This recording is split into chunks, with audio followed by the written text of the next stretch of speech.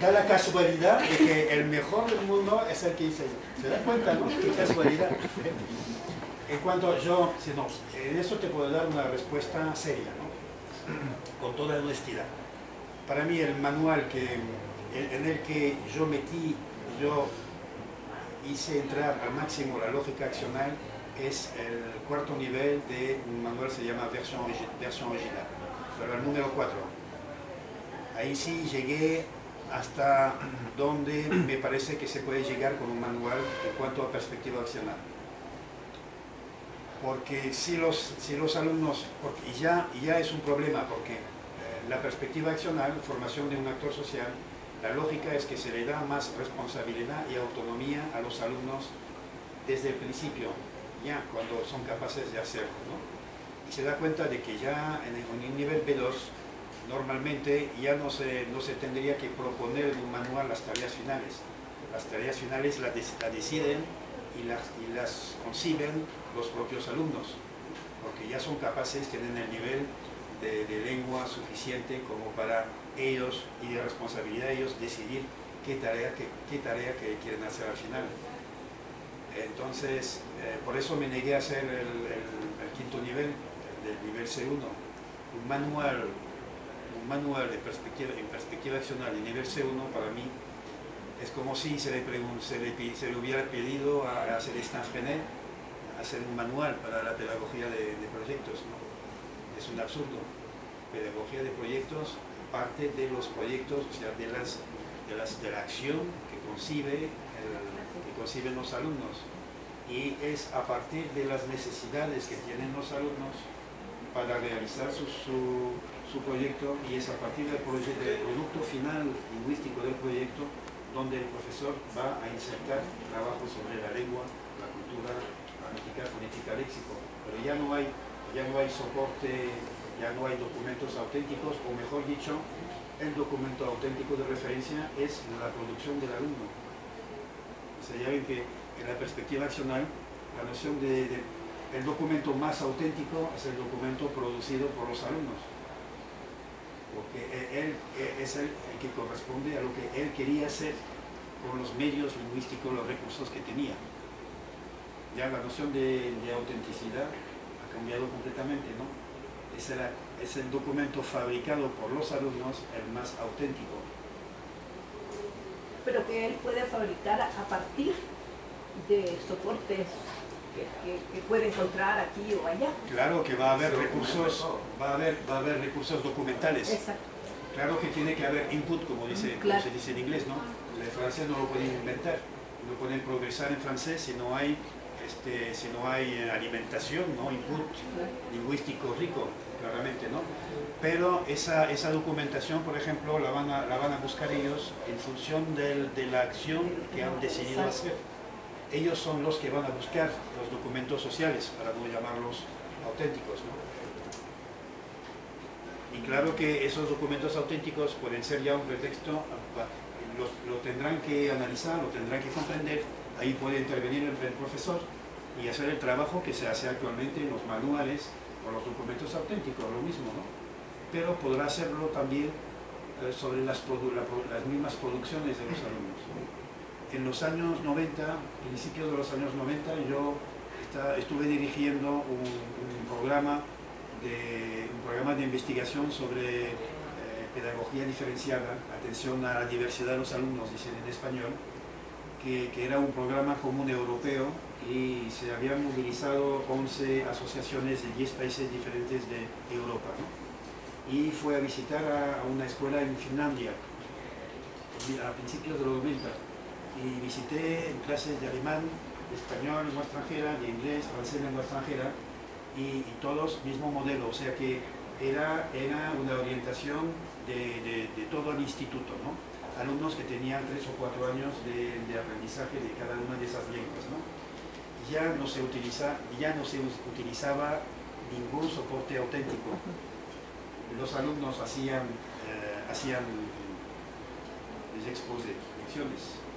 Exposiciones. Orales. Ellos escogían sus temas, hacían exposiciones, y el trabajo lingüístico cultural se hacía únicamente a partir de las producciones de los alumnos.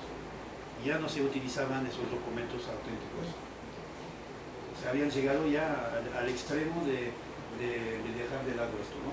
Pero claro que los alumnos, para preparar su exposición, habían tenido que ir a consultar documentos auténticos, ¿no? Lógicamente. Y se supone que si habían tenido dificultades, pues iban a ver al profesor. Pero ella, el grupo, pero al único trabajo colectivo en cuanto a explotación didáctica, lingüística de un documento, lo único que se hacía en clase era a partir de las exposiciones de los alumnos. El resto era el trabajo de grupos. Funciona. Pero ya se ve que esto supone, en cuanto a nivel de responsabilidad y autonomía y formación por parte de los alumnos y de los profesores. Pero eso de pedagogía de proyectos lo hacían en todas las materias, en matemáticas, en física, en todos. Era el instituto, todo el instituto funcionaba de esta manera. Y eso cambia todo, ¿no? Este es el problema de un didacta. El problema es cómo llegar al desarrollo o a la innovación sostenible, el concepto que conocemos en ecología, ¿no? De sostenibilidad. Se hacen muchísimas experiencias muy bonitas en didáctica, pero ahí se quedan. No se generalizan y no se mantienen en el tiempo. La cuestión de la sostenibilidad, las innovaciones. Las sugestopedias. Eso. Ok, perdón. Es que yo soy muy parlanchín. No importa. Ahorita que está hablando de diferentes actividades, aspectos dentro del aprendizaje, me surge esta pregunta de la diferencia entre evaluar y calificar, porque siempre al final como maestro, en la mayoría de instituciones nos va a tocar darle una nota al alumno según lo que hizo, pero ¿en qué punto hago esa diferencia de evaluarlo y calificar? Esto se conoce muy bien en pedagogía, es una cuestión muy trabajada, ¿no?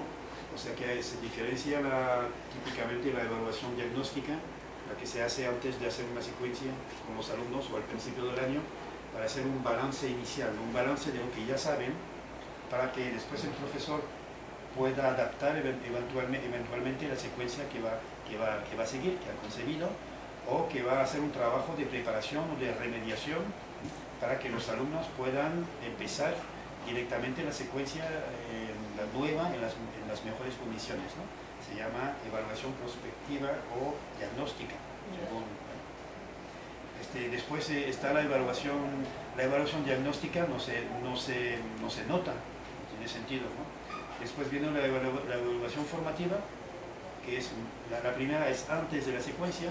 La evaluación formativa son las evaluaciones durante la secuencia. Tampoco esas se tienen no se deben calificar. Y después viene la evaluación final, y en esa evaluación final hay evaluación por el profesor que puede no calificar, que puede no dar notas, una evaluación individual profesor que sí puede ser calificadora. ¿Puede eso? No. Calificada. Calificada. Y también autoevaluación del alumno y autoevaluación individual y autoevaluación colectiva. Todas las evaluaciones, no todas las evaluaciones finales, que se llaman sumativas, no todas pueden ser calificadas. Tengo problemas con pueden ser calificadas, gracias. Pero si lo son, en todo caso, ahí entra la cuestión de la ponderación. O sea, qué porcentaje se va a otorgar en la nota final, qué porcentaje se va a dar a la evaluación colectiva, si han trabajado en grupo, ¿no? Qué porcentaje se le va a dar a la evaluación individual, qué porcentaje se le va a otorgar a la autoevaluación individual, porque hay profesores que lo hacen. Se pide al alumno que se autoevalúe y esa nota entra en el cálculo de la nota final. es una manera de responsabilizar a los alumnos. Los estudios que se hicieron, por lo menos en Estados Unidos y yo creo que en Europa también, es que en general cuando se le pide a un alumno que se note a sí mismo, es más duro que el profesor. Se califica menos a la calificación que hubiera dado el profesor.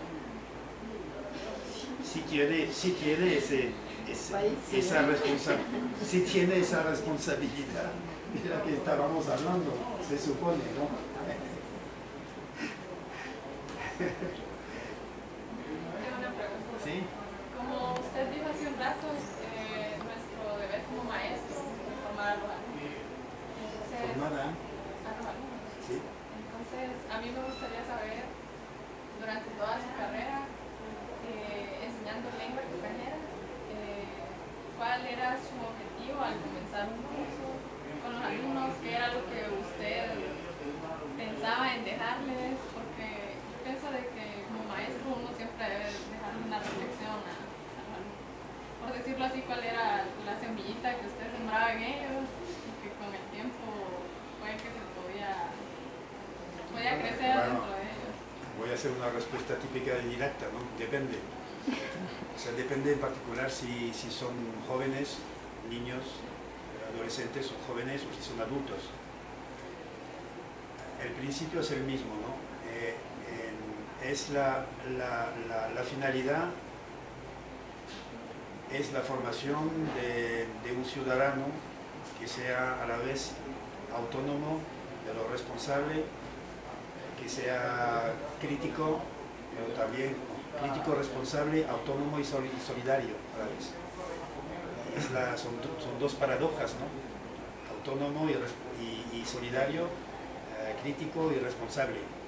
Pero por eso precisamente la educación es un proceso difícil, porque se forman dos cosas opuestas a la vez, ¿no?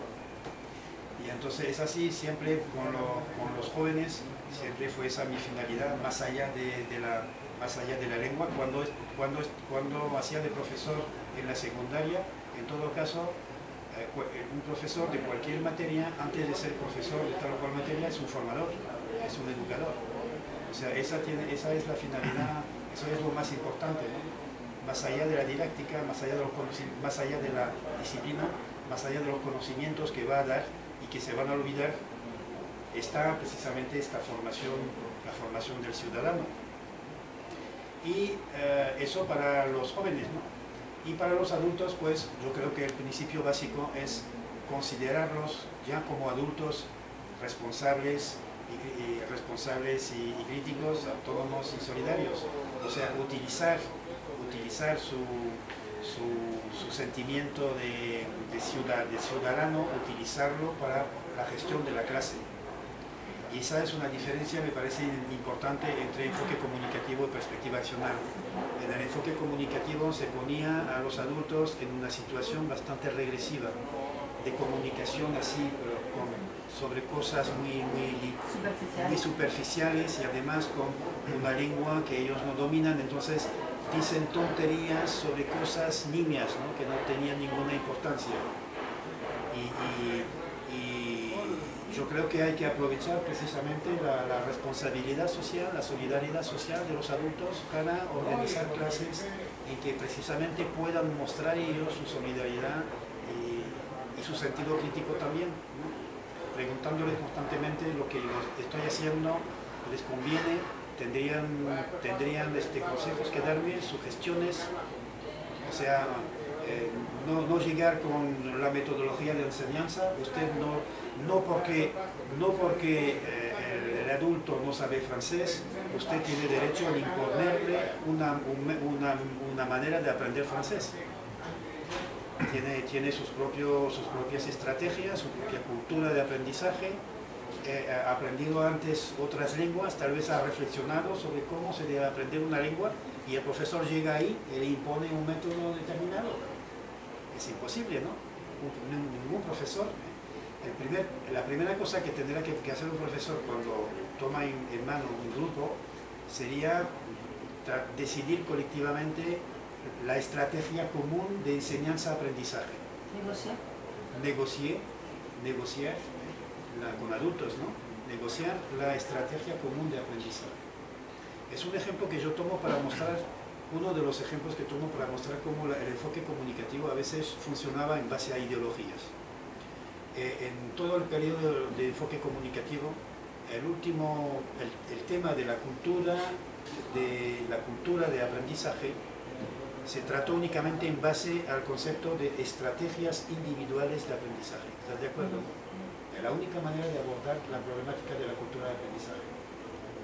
Y es algo enorme, y con la perspectiva histórica es increíble que nunca se haya planteado el tema de la estrategia común de enseñanza-aprendizaje, que es el tema principal, masivo, en el primer minuto en el que empezamos una clase con adultos, no, únicamente estrategias individuales de aprendizaje.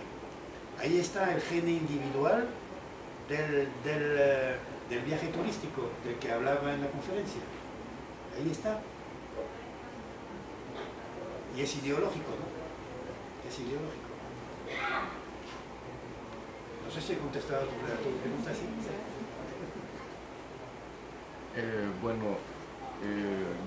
Yo no tengo una pregunta, pero sí me gustaría que nos explicara mejor un ejemplo que sí me gustó, que dijo ayer en la conferencia, que usted estaba hablando que el periodista no solamente debe de comunicar, sino que la información la debe seleccionar, analizar y jerarquizarla, ¿no es así? Y es lo mismo que debe de hacer el profesor con relación a la perspectiva accional. Lo que yo entiendo es que, por ejemplo, en una clase uno tiene que seleccionar la información, analizarla y jerarquizarla. ¿Nos podría ejemplificar mejor eso que habló ayer en la conferencia? Lo que dije vale también para el ciudadano, ¿no? Un ciudadano responsable es un ciudadano que no coge tal como le viene una información y la repercuta. Entrada nada más. O sea que Sin medir. primero la evaluar antes de seleccionar, evaluar, seleccionar, jerarquizar y decidir a quién sí la transmite y si la transmite a quién, en qué momento y para qué la transmite. ¿Qué quiere que el otro haga con esa información? ¿Solo con otros o con él? ¿Okay? Bueno, no veo pues dónde tú decías que no tienes preguntas, que no era una pregunta, entonces... Solo quería que ejemplificara bien eso, porque sí me llamó la atención, sí. Eso que por ejemplo, ¿ves? Entre el enfoque comunicativo. En el enfoque comunicativo, la ideología de la comunicación máxima funciona también con relación a los documentos. O sea, un documento, el profesor le va a pedir al alumno que saque más informaciones posibles, todas las informaciones posibles del documento. ¿Okay? En la perspectiva accional es cómo se comprende, cómo se va a hacer la comprensión de un texto cuando se está pensando en lo que se quiere hacer con de qué informaciones necesita uno para hacer lo que quiere hacer. O sea que va a forzosamente evaluar, seleccionar, jerarquizar la información para después reutilizarla en su trabajo, en su acción, ¿entiendes? Automáticamente. Yo digo que la perspectiva accional se habrá implementando en un manual, todavía ni en versión original 4 lo pude hacer, cuando en cada lección habrá, por ejemplo, un texto escrito y la consigna será, escuchen bien, lean atentamente este texto e identifiquen las informaciones que no están ahí. ¿Ok? ¿Comprendido? En función de la tarea. Claro, que esa consigna no tiene ningún sentido en el enfoque comunicativo. Nunca han visto, no podrán nunca, jamás, nunca ver un tipo de consigna, es absurdo. Pero en una perspectiva accional, en una unidad didáctica, en perspectiva accional, se sobreentiende lo que falta, lo que no está en el texto y que necesito para hacer la tarea que estoy preparando. ¿Okay? Pero ven que la comprensión, en una perspectiva accional, la comprensión no es únicamente la identificación, no es la identificación de todos los elementos de información. Hay una certificación, dos certificaciones, pero son dos certificaciones oficiales en Francia, que no sé si las conoce, que es el diplôme de compétence en langue y le certificat de langue pour l'enseignement supérieur, ¿no? Pues yo hice parte del comité ministerial que estuvo en la elaboración de cada uno de esas certificaciones, ¿no? Te daré los enlaces, porque son dos certificaciones accionales, las únicas que conozco. En el diploma de lengua, el DCA, el diploma de competencia en langue, diploma de competencia en lengua, es un diploma que se elaboró, que estaba reservado al principio para gente que quería presentar pues un nivel de competencia de uso de la lengua en una empresa. Tenían que certificar que tenían por lo menos 3 años de experiencia en una empresa. Y esta certificación da un nivel de competencia del uso de la lengua en una empresa.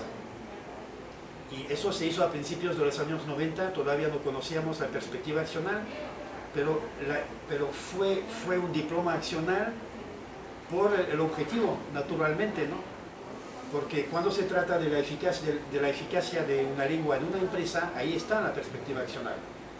Y entonces, ¿cómo es la cuestión? El examen se hace es una simulación global. Simulación global. Se le da una identidad a cada candidato, tiene un expediente, ¿no? Y tiene una carta, lettre de misión. Carta de misión. La carta que le explica la misión que va a realizar, ¿no? Se le da una identidad, usted es señor tal, está trabajando en tal empresa y su director de relaciones humanas o su jefe le ha pedido redactar tal informe, generalmente es un informe. Y aquí va la documentación escrita y aquí un cassette con la documentación oral, cosas grabadas, ¿no? Es una documentación muy cuantiosa. Un candidato que quiere empezar a leer cada documento detalladamente, no tiene tiempo de hacer el trabajo. El primer trabajo que tiene que hacer es eliminar los documentos que no sirven. Y después, en cada documento, la primera competencia de un actor, en perspectiva accional, la primera competencia en cuanto a documentación es darse cuenta de la documentación que no sirve. ¿Okay? Después, darse cuenta en cada documento de lo que no sirve. Eliminar la información que no es pertinente, ¿no? Localizar, identificar la información pertinente. Y la tercera competencia, identificar la información que falta todavía, para ir a buscarla a otra parte. Estas son las 3 competencias básicas de la gestión de la información. Ya ven que eso no se hacía en el enfoque comunicativo, en absoluto. O sea, cuando algunos colegas directos me dicen, pero bueno, hay una continuidad, yo no veo la diferencia entre enfoque comunicativo y perspectiva accional, ya no sé cómo explicar. Es que se hacen los tontos o lo son, no sé. Ok, contesté a tu pregunta. Sí, muchas gracias. ¿No contesté a lo que no era una pregunta? ¿Correcto? Bueno, solo quería que él lo ejemplificara, que lo dejara bien claro, porque así me gustó el ejemplo. Sí, el ejemplo te conviene. Sí, es evaluar, seleccionar y jerarquizar. Y esa es la competencia básica ahora de un ciudadano en nuestras sociedades modernas. Ven el anexo que mostré de ese libro de la UNESCO, ¿no? Maîtrise de la información. Ahora desbordamos de información.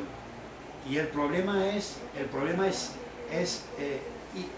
solamente es eliminar la información que nos sirve, evaluar la información que nos llega, eliminar la información que no nos sirve, evaluar la información que sacamos y jerarquizarla y después transformarla. Es la capacidad, es la actividad de mediación. ¿Por qué aparece esa actividad de mediación en el marco? Porque con esa cantidad de información que tenemos, sí vamos a reutilizar partes de la información, pero la vamos a transformar en función de lo que queremos hacer con ella. No transferimos la información como en el enfoque comunicativo, sino que la utilizamos para nuestra acción, o sea que la tenemos que transformar, ¿okay? Y no transferirla. Y esa transformación de la información es lo que se llama mediación. En el marco se habla sobre todo de mediación cultural y no se habían dado cuenta de que también para la perspectiva accional hay mediación. Dense cuenta, por ejemplo, de la importancia de los informes, de la síntesis en las empresas. Las empresas necesitan así documentos que son documentos que dan cuenta de la acción que se está realizando, ¿no? Hay una experiencia mental que les va a permitir saber si han comprendido bien realmente la diferencia entre enfoque comunicativo y perspectiva accional. En las empresas ahora modernas trabajan por proyectos, todos, y con equipos proyectos, ¿no? Porque son proyectos grandes y son diferentes, se reparte el trabajo dentro de un mismo proyecto. Pues forzosamente los equipos se tienen que reunir con mucha frecuencia para dar cuenta a los demás de lo que han hecho. ¿Okay? En esas reuniones no son reuniones de comunicación. El objetivo no es comunicar, es compartir las tareas diferentes para vertirlas en la tarea global de la empresa, del proyecto. Es intercambio de acción. Y la comunicación no es más que un medio para esta operación de reunir tareas de equipos diferentes. ¿Sí lo han comprendido? No sé, porque a lo mejor ya me di cuenta de que lo había que explicar de manera diferente, ¿no? Porque eso lo dije antes, las primeras veces que decía esto me miraban así con unos ojazos. ¿Qué está diciendo? Si lo han comprendido, ¿no? Si no lo han comprendido, lo explico de nuevo, ¿no? De otra manera. Como lo ha sido un profesor hecho y derecho, ¿no? Me parece que este asunto de seleccionar es un poco lo que hace uno en el correo, ¿verdad? Que lo primero que hace es eliminar todos los correos que no, ¿verdad? Delete. Y se fueron la primera tecla cuando se abre el correo electrónico no es leer. Me hace pensar en eso, es ¿verdad? delete. Claro, sí, claro. Sí, pero no elimina todo. Pero el factor decisivo es lo que se llama la infobesidad. ¿Lo conocen el concepto? L'infobésité. L'obésité es l'infobésité. Funciona también en español, la infobesidad. La infobesidad. Le trop plein d'información. Y este es el elemento decisivo que nos obliga a pasar del enfoque comunicativo a la perspectiva accional. La primera cosa es